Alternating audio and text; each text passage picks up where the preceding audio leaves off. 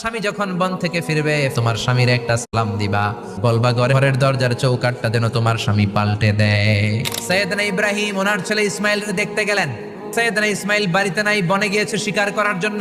ঘরের দরজার বাইরে থেকে সালাম দিয়ে বললেন আসসালামু আলাইকুম। ভেতর থেকে কর্কশ গলায় একটা মেয়ে সালামের উত্তর দিয়ে বলল ওয়া আলাইকাস সালাম। গলার মধ্যে কোনো মায়া নাই, মহব্বত নাই। জিজ্ঞেস করলো সৈয়দনা ইব্রাহিম, মা কেমন আছো?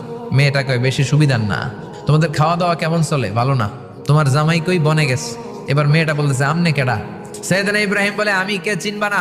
স্বামী যখন বন থেকে ফিরবে তোমার স্বামীর একটা সালাম দিবা, বলবা ঘরের দরজার চৌকাঠটা যেন তোমার স্বামী পাল্টে দেয়। এই কথা বলে ইব্রাহিম চলে গেলেন। ইসমাইল আসার পরে বিবি বলতে আরম্ভ করছে, দুপুরবেলা একটা বুড়া আইছিল। বুড়া সৈয়দনা ইসমাইল বলে কোন বুড়া আসছে? কি বলছে? বিবি বলে আপনারে সালাম বলছে ওয়ালাইকুমুস সালাম। আর কি বলেছে? আর বলছে ঘরের দরজার চৌকাঠ যেন আপনি পাল্টে ফেলেন। এই কথা বলার পরে সৈয়দনা ইসমাইল চিৎকার